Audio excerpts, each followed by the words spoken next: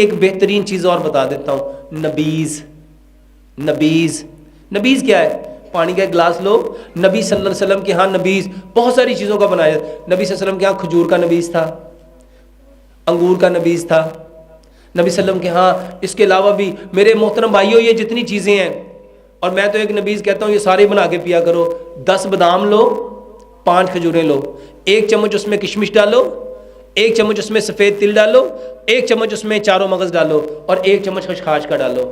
اور خاص طور پہ بوڑھے، یہ جن کا پیشاب کنٹرول نہیں ہوتا، وہ بچے جن کے قطرے کنٹرول نہیں ہوتے، وہ لوگ جو کہتے ہیں بس پیشاب کرتے ہیں وہ لیس سی مادہ آتا رہتا ہے، وہ قطرے گرتے رہتے ہیں، بوڑھے لوگ بار بار واش روم میں جانا پڑتا ہے۔